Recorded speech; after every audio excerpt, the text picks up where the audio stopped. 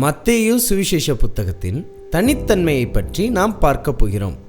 இதற்காக வேதாகமத்தில் நடந்த மிக முக்கியமான நிகழ்வை எடுத்து அதனை மத்தேயு, மார்க்கு, லூக்கா சுவிசேஷ புத்தகத்தில் எவ்விதமாக பதிவு செய்யப்பட்டிருக்கிறது என்பதை பார்த்து அதிலே மத்தேயு எவ்வளவு தனித்தன்மையோடு அதனை பதிவு செய்திருக்கிறார் என்பதை நாம் கண்டறிய போகிறோம். இதற்கு உதாரணமாக யூதாஸ் இயேசு கிறிஸ்துவை ஆசாரியரிடத்தில் காட்டிக் கொடுப்பதற்காக ஒப்புதல் செய்த நிகழ்வை நாம் எடுத்துக்கொள்ளலாம். மார்க்கு இந்த நிகழ்வை எவ்விதமாக பதிவு செய்திருக்கிறார் என்ற வசனத்தை நான் வாசிக்கிறேன். மார்க்கு 14ஆம் அதிகாரம் 10-11 வாக்கியங்கள். அப்பொழுது 12 ஒருவனாகிய யூதாஸ்காரியத்து என்பவன் அவரை பிரதான ஆசாரியருக்கு காட்டிக் கொடுக்கும்படி அவர்களிடத்திற்கு போனான். அவர்கள் அதை கேட்டு சந்தோஷப்பட்டு அவனுக்கு பணம் கொடுப்போம் என்று வாக்குத்தத்தம் பண்ணினார்கள். அவன் அவரை காட்டிக் கொடுப்பதற்கு தகுந்த சமயம் பார்த்து கொண்டிருந்தான். இந்த நிகழ்வை மார்க்கு எழுத்தாளர் அருமையாக பதிவு செய்து வைத்திருப்பதை பார்க்க முடிகிறது. இதே நிகழ்வை லூக்கா தன்னுடைய சுவிசேஷத்தில் எவ்விதமாக பதிவு செய்து வைத்திருக்கிறார் என்ற வசனத்தையும் நாம் வாசித்து விடுவோம். லூக்கா 22ஆம் அதிகாரம் 4-5-6 வாக்கியங்கள். அவன் பிரதான ஆசாரியர்களிடத்திலும் சேனை தலைவர்களிடத்திலும் போய் அவரை காட்டிக் கொடுக்கும் வகையை குறித்து அவர்களோட ஆலோசனை பண்ணினான். அவர்கள் சந்தோஷப்பட்டு அவனுக்கு பணம் கொடுக்க உடன்பட்டார்கள். அதற்கு அவன் சம்மதித்து ஜனக்கூட்டமில்லாத வேளையில் அவரை அவர்களுக்கு காட்டிக் கொடுக்கும்படி சமயம் தேடினான். இந்த 2 சுவிசேஷ புத்தகங்களாகிய மார்க்கு மற்றும் லூக்கா சுவிசேஷ புத்தகத்தை ஒப்பிட்டு பார்க்கும்போது யூதாஸ் பிரதான ஆசாரியரிடத்தில் இயேசுவை காட்டிக் கொடுக்க ஆலோசனை பண்ணினான் என்பதையும் அவர்கள் இவனுக்கு பணம் கொடுக்க உடன்பட்டார்கள் என்பதையும் நம்மால் பார்க்க முடிகிறது.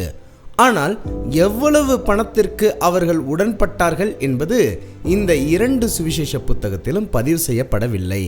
ஆனால் மத்தேயு தன்னுடைய புத்தகத்தில் இந்த காரியத்தை மிகவும் தனித்தன்மையோடு பதிவு செய்து வைத்திருக்கிறார்.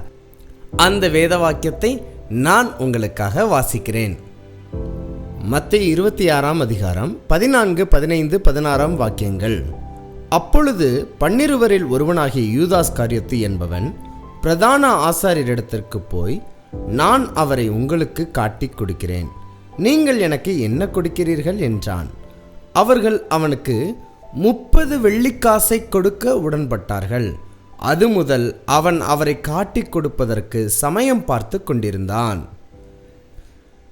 இந்த வேத வசனத்தை நாம் பார்க்கும்போது யூதாஸ் பிரதான ஆசாரியரிடத்தில் இயேசுவை காட்டிக் கொடுப்பதற்கு 30 வெள்ளி பணத்திற்காக உடன்பட்டிருந்தான் என்பதை மத்தேயு மிகவும் தனித்தன்மையோடு பதிவு செய்து வைத்திருக்கிறார் என்பதை பார்க்க முடிகிறது.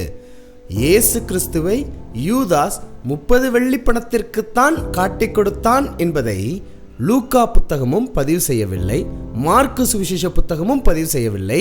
ஆனால் மத்தேயு தான் தன்னுடைய புத்தகத்தில் தனித்தன்மையோடு பதிவு செய்து வைத்திருக்கிறார் என்பதை பார்க்க முடிகிறது.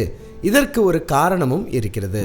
மத்தேயு ஒரு ஆயக்காரனாக பணியாற்றியவர், அதாவது வரி வசூலிக்கக்கூடியவராக இருந்த நபர். இந்த வரி வசூலிக்கக்கூடிய நபர்கள் தங்களுடைய வரவு செலவு கணக்குகளில் மிகவும் கண்ணும் கருத்துமாக இருக்கக்கூடியவர்கள், பண காரியங்களில் மிகவும் கண்ணும் கருத்துமாக பதிவு செய்து வைக்கக்கூடிய நபர்கள்.